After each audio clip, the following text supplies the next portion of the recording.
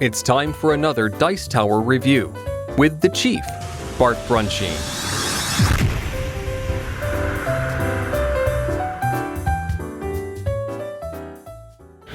All right, it's the Chief with the Dice Tower, and actually we're here to do HAMTAG. HAMTAG! See, we're all choreographed now. There you go. Today we're going to be talking about our most anticipated games, the games that were our top 5 games that we've been waiting on their arrival. So for me, I've got a sad list, but who do we want to kick off with? Go ahead. All right. You go first. Okay, my number 5 I know very little about. It's called Holdfast Bulge 1944. Worthington Publishing's putting it out. Based on Holdfast Russia. Game I've got fairly recently. I assume it's based on the same system. It's a block game. The thing I say about it, the story I tell, I got it. It takes 5 minutes to learn how. You can go on their website. They got a little PowerPoint, teach how to play this thing in 5 minutes. It's that easy. I set it up, got my little lazy Susan out so I can play solitaire game. I go through one turn. I was like, wow. I stop, pick up my Plexi, go scan the map, go sit down on the couch, start working on the Vassal module because I got to play somebody that week. 2 days later, I had the Vassal module out. I send my Vassal logs to my friend Rob, send him a Holdfast log, said, go download the thing off Vassal Engine, read the rules, send this back. And now this isn't available, or you're just... No, it's not till... Holdfast Russia has been out for a while. And yeah, I was like, and every time we send files back and forth, we keep saying, man, this game's incredible. I've played it solo, I've played it face-to-face, I've played it online, and I love the thing. And they put an announcement out that the next game is going to be out around December, so I assume it's using the same system. I absolutely love it. It's the game, that original one's the one I wish No Retreat, the Russian Front would have been. Real simple block game was when you're not in the mood to set up East Front and spend 6 hours fighting with it. And real easy to grasp and just very intense. The title seems a little unwieldy to me. Holdfast Bulge. So, well, they may change it for all I know. Just Holdfast is the name of the system. It's obviously hold on is what I think of. Yeah, obviously. Well, I mean, I get all the jargon, but... What's hilarious is the front of the box has Russian word on it. It does not mean hold fast. It actually means quick strike, like the Bin Laden strike. But hey, you speak probably Russian? I took 4 courses of it in college, but I'm pretty rusty. Well, but I work with a guy from Russia, so I was asking him, and he said, "No, that's not what it means. They probably got a dictionary and looked it up, and bad translation." You're doing better than me. My number 5 is the Hunters, German U-boats. 39. I always got to check to 43. Obviously, the U-boats weren't doing much after 43. It came out with an original print. Was put out by GMT. It's the parent company. I can't remember the name. No. GMT put it out. It sold out, I believe, of their 2,500 print run in like a month, and I couldn't get a hold of it. And it's supposed to be coming out soon. Solitaire style game. Supposed to harken back kind of to the feeling of B-17 Queen of the Skies. So they had me there. Isn't it Consim Publishing or something? Yeah, it might be. Okay. That sounds like it could be it. I wish I could pull it. I know GMT was kind of like the parent, not the parent, but they were basically handling distribution of it, is my understanding. So that's my number 5 is the Hunters, German U-boats. Okay, my number 5 game is 1944 Race to the Rhine. I've been reading a little bit about it. It's the same. It's kind of a cooperative game where you're all on the same side. You're all the allies, but you're handling supplies, gas, ammo, and food to try and see who does the best at winning the war. So reading a little bit about it, it kind of sounds like the emphasis on logistics is the same as the emphasis on that there is in OCS, but it just scaled way down, just like the difference between Empire of the Sun, 18 hexes worth of action, versus Fire in the Sky, which is 180 hexes worth of action. That's what Race to the Rhine sounds like to me. So that's my number 5 game, Race to the Rhine. It's coming out by Phalanx Games. Now for me, what's OCS? OCS is the Operational Combat Series. The games done by the gamers, not done by multi-man publishing, that focus a lot on the supply aspects of World War II combat. Isn't Case Blue part of it? Pardon? Isn't Case Blue Case part Blue of it? is part of it. Okay. This is weird. This literally showed up today from Poland, and this is it. So probably loan this to you and take it home if you want. Race to the Rhine. Yeah, Race to the Rhine. So, My number 5. right.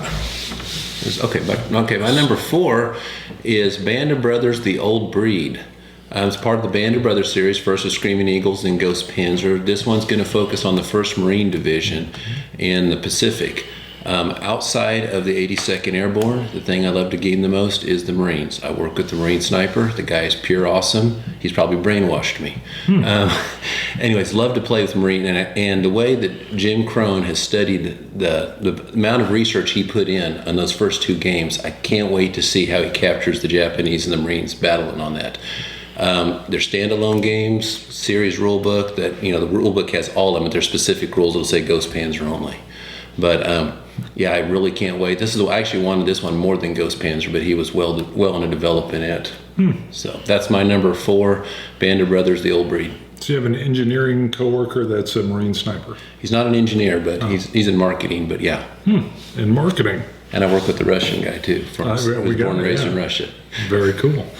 My number 4 is conflict. Well, sorry, I was going to say Conflict of Heroes from Academy Games, but it's called Bloody Crossroads, and it's Gettysburg Day 1. This one's been it's been in the queue for some time, and it's killing me because this is probably the first specific Gettysburg game that really drew in my interest. So I was talking to Ove Eichert.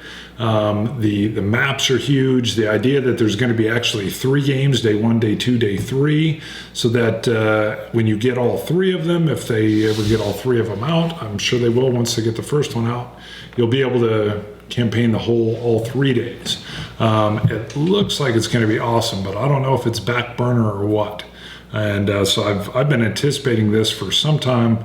Bloody Crossroads, Gettysburg, Day 1. And I'm sorry, who is that by? That is Academy Games. They also did the Conflict of Hero series. Julie designed it. No, I believe there's another designer. He tried to shoot us down in Stuka Joe's video. Actually, he wasn't on it. He tried to shoot Greg and I down. Yes, he was. Still got a bone to pick one of with the that aces, guy. yeah. He's from Germany. All right, my number 4 is Twilight Struggle, the digital edition.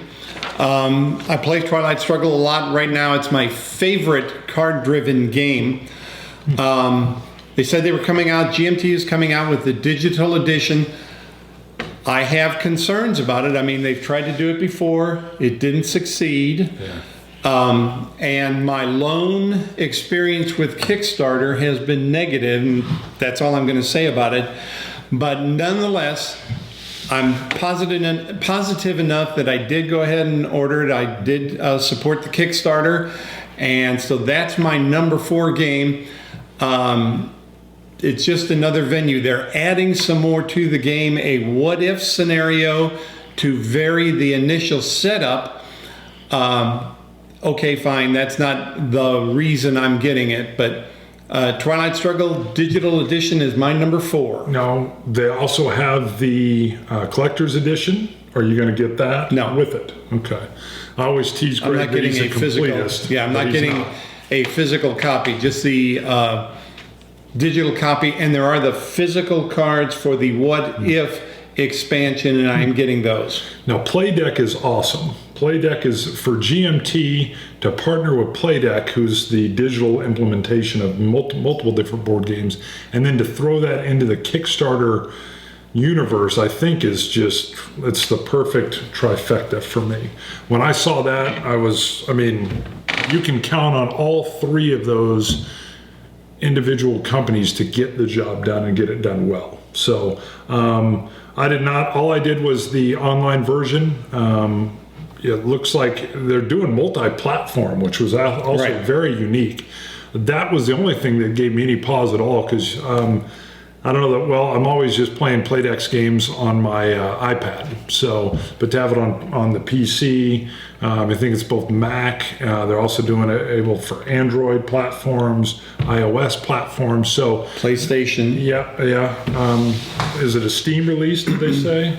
I don't know. So that's the only thing that gave me any kind of nerves on that. I don't get real nervous about Kickstarter, but that's a tough nut to crack. Was it in development just for the PC for like 2 or 3 years and then it failed? I don't know how long because I wasn't participating in that one. I'd seen some of the emails on that before, and I got the email when it finally was determined that they were going to get rid of that. It was. Yeah, it was for some time. So this could have easily made my list. I hadn't thought about it. I've backed it as well. Greg only wishes they had made exclusive items that once he had them, no one else could get them. Yeah, absolutely. And they would be required. You'd have to pay hundreds of dollars to get them. Anything on that? You play? Yeah, I'm joking, of course. Greg doesn't like that. No, I'm not backing it. I have the game. You don't want the digital version? I play Twilight Struggle about once a year. It's a real good game. It's the problem of trying to find 2 people that are somewhat even. If I play Greg, it's over in like 3 turns. Well, maybe 2. Sure. So it's one of those. Yeah, kind but of like that's why if you get the digital version. I don't know if they can make that computer dumb enough to play me. All right. It's like when I play chess on the computer. It's sad. Back to you. Okay, my number 3. I hope I pronounce this right. Festung Europa. I work with a lady from Germany. I asked her how to pronounce it, but it's been like a month. It's like around I work the world. with everybody. Yeah. Where are you at? It means Fortress Europe. Fortress Europe. It's by Michael Reinella. It's going to be published by Compass Games. This thing has been in the works for some time because I think it was Shifting Sands I got into in 2010. And I was playing with the guy who was stationed in Kuwait. And he asked me, hey, you want to look at his next game? Because he was playtesting. And I said, sure. Well, he sent me the Vassal files. And I think he came back home. And it just never happened. So I actually pulled it out fairly recently to take a look at it. I mean, just that alone, Shifting Sands, card-driven game, Michael Reinella, I'm in. So I looked at it. It appears, I hope I get all this right, it looks like it's only the Western Front. It doesn't look like the Soviets are in it. Starts in Operation Husky, 1943. So it's really the continuation of Shifting Sands. It appears like it's using the Shifting Sands or Paths of Glory system, where you spend operation points to get fire and attack markers down. I know very little, didn't even read the rules. It's kind of like to be a surprise. He's had this thing developed for a long time. Right now, he's the developer's taking a look at it. The thing that also excites me is I've had 2 games by Compass, Spartacus, and one called Price of Battle Cry of Freedom. Price of Freedom? Price of Freedom. Price of Freedom. It's okay game, but it stands out as the most gorgeous game in my collection. The artwork on it's phenomenal. The pieces with the generals, the cards itself, even the map is just wow. And then they put on, oh my goodness, what the artist, a Civil War artist. I got a book by him. Kunstler? No, real famous Civil War. Toriani? Yeah, has his cover on it. I mean, to make it a great game beautiful even more. They put his and Don Trelawney's picture on, one of his paintings on the front. So, but even Spartacus was kind of a broken, messed up game, but it was really pretty. So what I've seen from Compass, I've been really impressed with. So just the thought, putting one of my very favorite designers, a system that I adore. Shifting Sands, my 3rd favorite card-driven game, and the other 2 are 1 and 2 of my all-time favorites. So to put, so it's high company. To put all that with that gorgeous has been having me juiced for years. And now that he's found somebody to publish, and I think it's coming out early next year.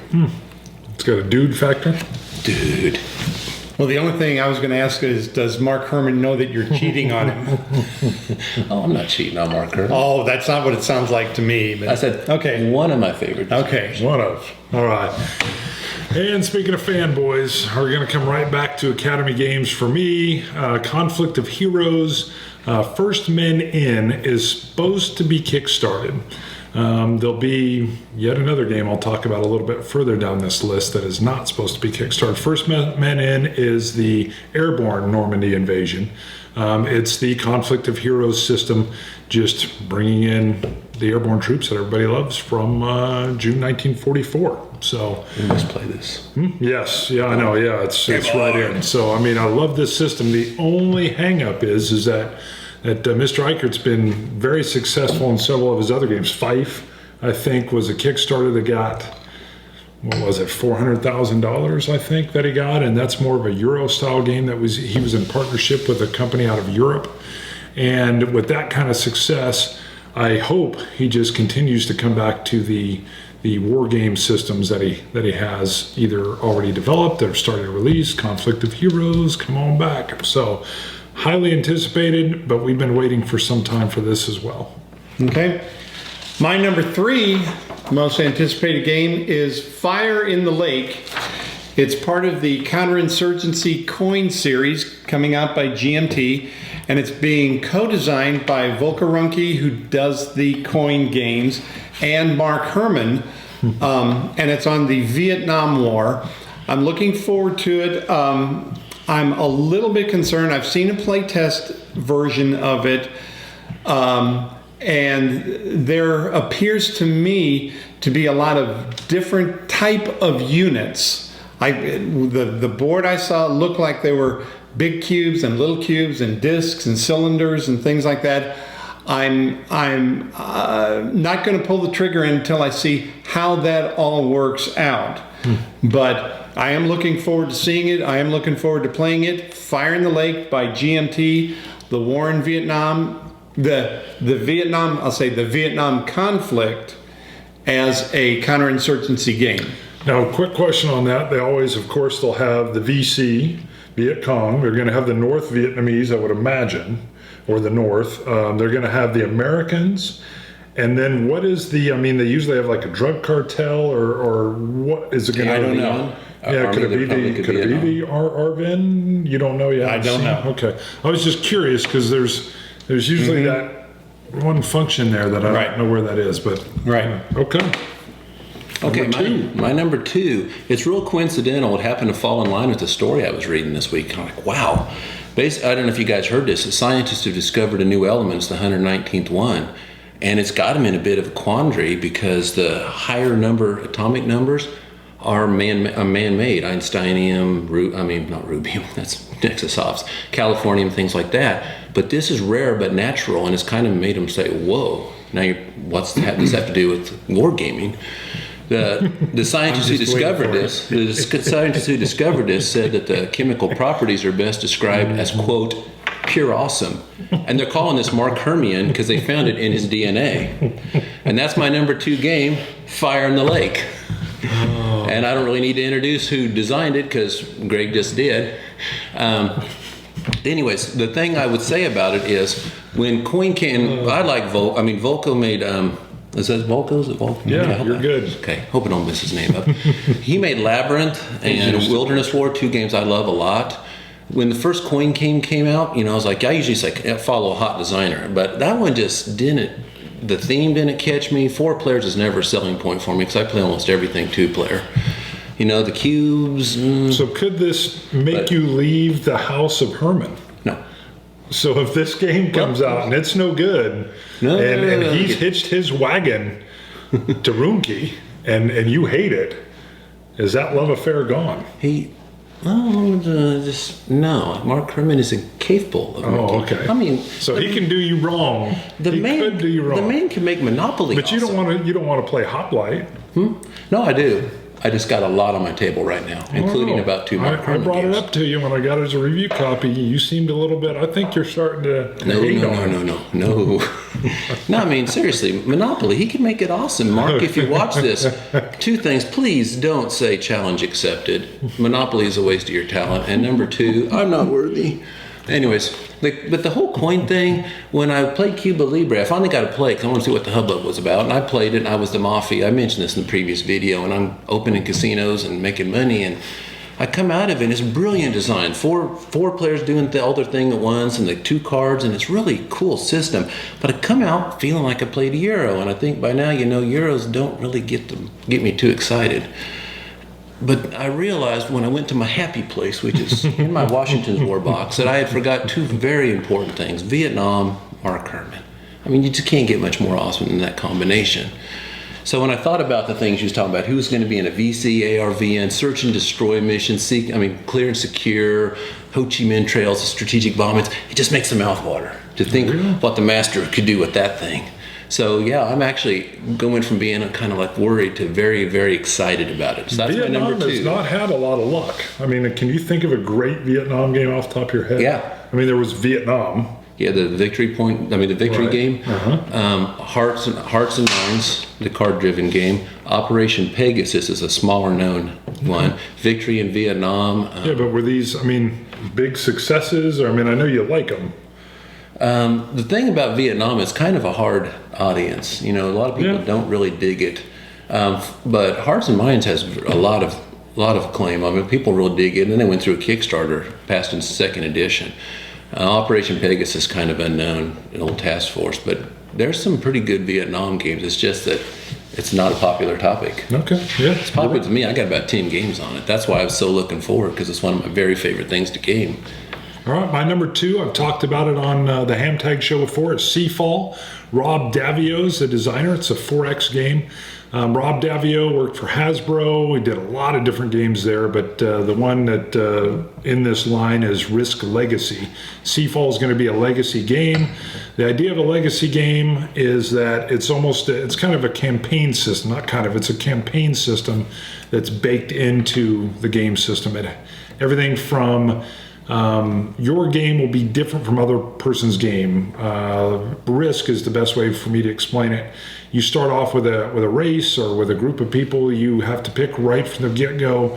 Are they going to have this type of power, this type of power? The other one's ripped up and gone and never to be seen again. The board can change. Seafall is supposed to be kind of, it's still kind of in heavy play test, but it's some kind of island. I don't want to say island hopping because I don't think it's like a World War II deal. It seems almost more like an expansion of maybe the Hawaiian peoples and Conquest of Paradise kind of thing. maybe, I don't know. It's got an island moving deal, but I haven't played it. He's been having it out at different cons and play testing. But I love the concept and I mean, I went out and bought Risk again because it was Risk Legendary. And I think there's something really cool there on the morphing of the game and then the unique game that you end up with 15 or 20 plays later. And it's still playable, but it's a unique thing from if Judd has it or Greg were to suddenly decide you wanted it. So Seafall from Rob Davio. Okay. I think it's a 2015 release is what they're hoping. My number 2 game is Churchill, which is coming out by GMT. This is another co-opetition game. It's a 3-player game where the players are Stalin, Roosevelt, and Churchill. And the main play of the game is these 3 guys are going to the different conferences, the Casablanca Conference, the Tehran Conference, the Yalta Conference, making the deals. They want to make sure that they win World War II, that the Germans don't win the war, but they're still competing against each other to have the best post-war situation. It's being designed by Mark Herman. The latest I've heard, there was some problems with it, trying to get some of the balance in there. And the latest I heard is that he's still working on the balance, and then he's working on the solo personas so that you can play solitaire as any of the 3 characters. He said he, after working with Volko on Fire in the Lake, that he's decided, he wants to have all 3 players playable as solitaire. So he's working on that, but that's one that I'm looking forward to. That's my number 2, Churchill by GMT. Now, oddly, I know it's probably not the final cover, but didn't they have Roosevelt on the cover of a game called Churchill? I haven't seen it. I hope it was pre-art. What's that game called? There's another one, pretty big one on Europe, but it has Roosevelt on the cover. But there was one, I swear it was called Churchill, and then Roosevelt was like the predominant character on the front. I thought, that's weird. Especially, maybe I'm completely wrong. Roosevelt's on another GMT game, and I just cannot remember the name. Could be that. Well, there's Unconditional. The new ones recently are Unconditional Surrender is one of them, and Supreme Commander. Supreme Commander. Okay. That's it. Okay. All right. Number 1. Actually, I was going to mention on the Churchill thing. What's interesting is I listened to a Guns, Dice, and Butter podcast with Mark Herman talking on. It's real interesting, of course. Which is Dave Doctor's podcast. Yes. And I think it was that he said he would like to design a Euro game and a Vietnam card game, and I think he might have mentioned something else. Well, I couldn't tell if he was joking or not about the Euro thing. But I always wondered, is because then right afterwards, Fire in the Lake got announced, and then that was announced, and I wondered if that was what he was referring to. I don't know. I'm kind of waiting to see how it plays out, because I'm not going to be able to get into 3-player games. The only times I've played 3-player just about my whole life with Greg, and that's been like 2 or 3 times. That's why when people talk about top 5 multiplayer, I'm like, I don't even have 5. So I might get in a game or 2, but I got to really see how it's going to play 1 or 2 players, or if it works with Vassal and interrupts. Because, anyways. Okay. Number 1. My number 1 game is Hands in the Sea. I mentioned that in my top 5 of 2013. It's by Daniel Berger. It now has a publisher, Nightworks LLC. This is how good the game is. I have a Mark Herman list on my list, and it's number 2. Nightworks? Nightworks. I don't know anything about them. I don't think they've done war games before. They've done something popular, just I haven't heard of it, because I don't venture too far out of Ameritrash and war games. Anyway, it has, like I said, it has a publisher. So I did play test this thing. But I'm saying up front, I gained nothing out of this. I have no vested interest. I got my copy. I've made the Vassal module. I play test it regularly. So if it never comes to the light of day, I still play it. I want it to go through on the Kickstarter. I think it's coming out December, because I want opponents, more of them. Dan whoops me all the time. I'd like to beat somebody in this thing. Anyway, I'm not going to tell you anything about playing it. Go out to BGG, look this game up, Hands in the Sea. I wrote like a 10-page review of it, complete with screenshots from the game. What I will say is it's a deck builder game on the First Punic War. That's not Hannibal, that's Hannibal's daddy's war, Hasdrubal. It is a deck builder. It follows the Few Acres of Snow model. Now don't go, one of those guys. Halifax, broken Euro. Okay, the thing I try to make the point on this game is We the People came out in 1994. See, it all comes back to Mark Herman. He gave everybody a brand new way to play war games. Now, there's people out there, I'm not going to deny they don't exist, I disagree with them, but they say, it's just not war game enough for me, it's a game of Go, I'm not smashing them in the mouth enough, I want more war. That complaint's out there, okay? When he made For the People, there's almost nobody that will deny that's a war game, very much a war game, but if you look at it, you see We the People's DNA all over it. Cards activating generals, political control markers, but he tweaked a few things. There's no political isolation, so you lost the Go element. He got rid of the battle cards. That was something else people complained about, and it's more of your combat results type of table. So with just a couple of rule tweaks made it more war, and then he added a lot more details to it, strategic wills and all kinds of things. And that's kind of what you have here. Now, that I'm only using it in that loose sense. Don't draw too much into this. There's no river rules in this game. It's not complicated. But he took that system that a lot of people say is Euro, and I'd say the Acres is about 8, in my book, I'm not going to quibble over numbers, but about 85% Euro play, 15 war. Very Euro feel. He tweaked a few rules, shrunk the map down. You're not hiding out here in part of Canada that they'll never get to, developing areas for victory points. It's 3 islands you're fighting over. Very small area. You're in each other's face. And the victory point system is different. You only score for conquering new land, not sitting back and doing stuff in your territory that's unreachable. There is no hammer in this thing. It has the deck building core in it. Don't let the deck get fat. You know, you're challenging people when you say there is no hammer. Someone's going to go out and try to find the hammer. We have been trying to find this, trying to find them. Well, he made it very difficult to invade because historically only one invasion happened on Africa. Never happened in Italy in that war. And he's a whiz bang. I mean, he got his master's in ancients, so he really knows his stuff. He also added a lot more stuff to this: turns, random events, things like this. And the thing about the deck building, you want every card. There's no British trader in this. You want every card, and it's the pain of it. It's not hard to clean your deck out. You don't need a governor.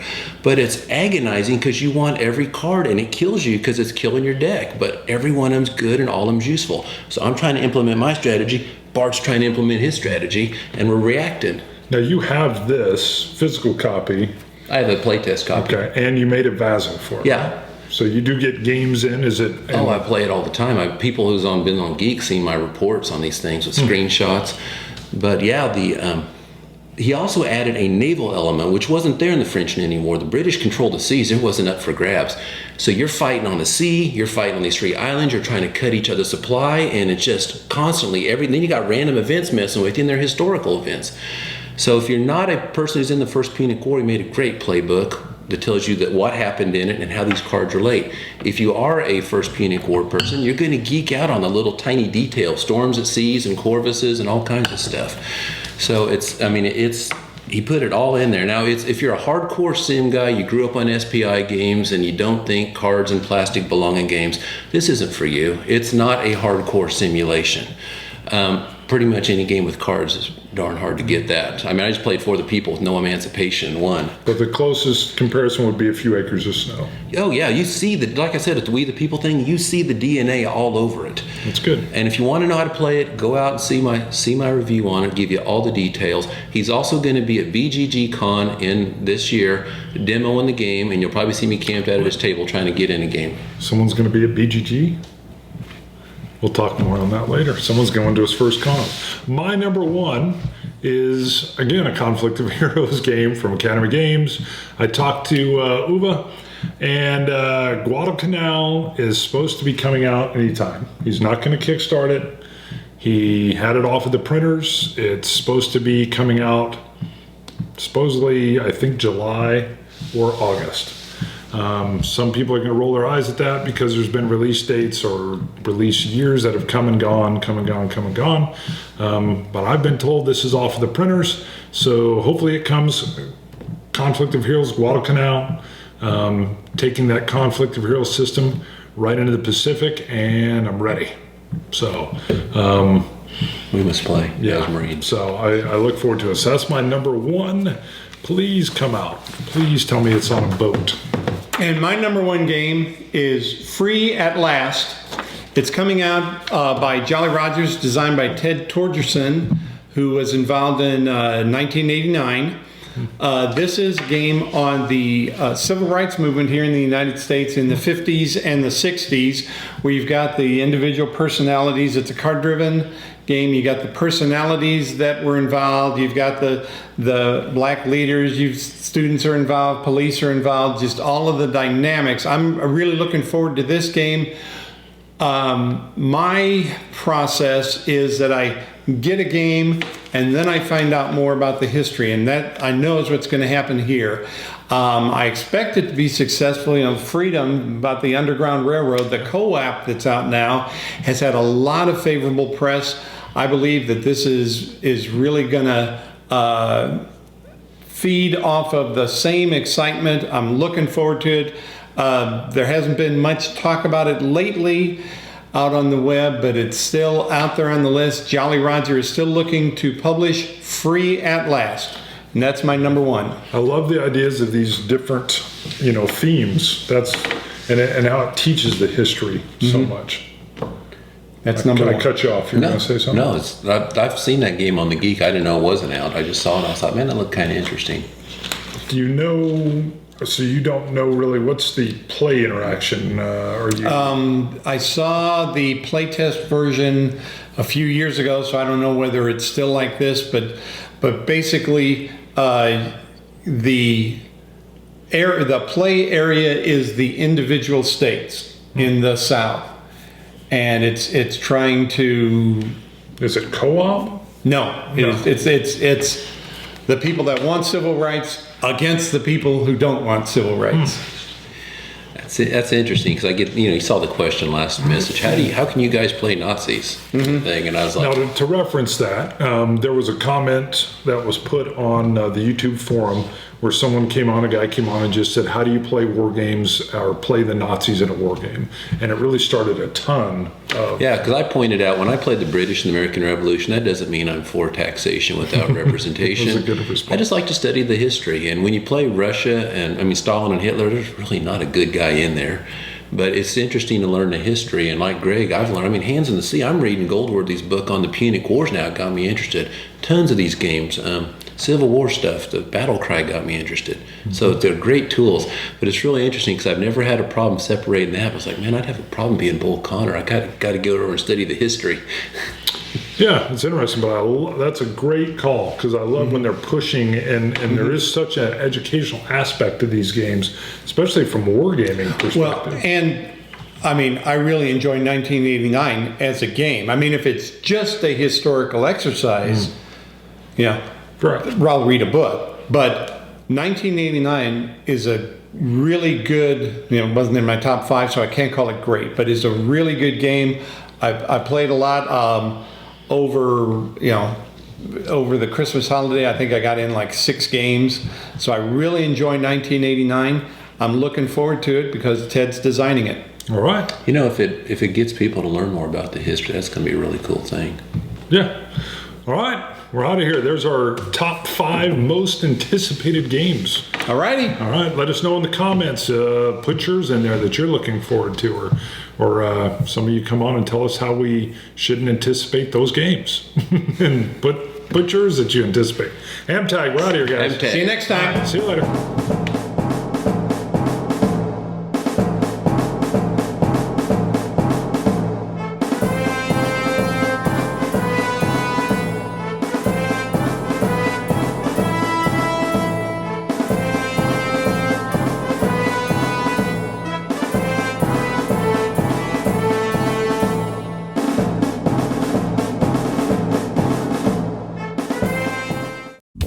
Thanks so much for watching the Dice Tower videos. Find more great videos and reviews, as well as our top-rated audio podcast at Dicetower.com. You can also find other great shows at Dicetowernetwork.com. I'm Eric Summerer, and you've been watching The Dice Tower. The Dice Tower is sponsored by Cool Stuff Inc., where you can find great games for great prices.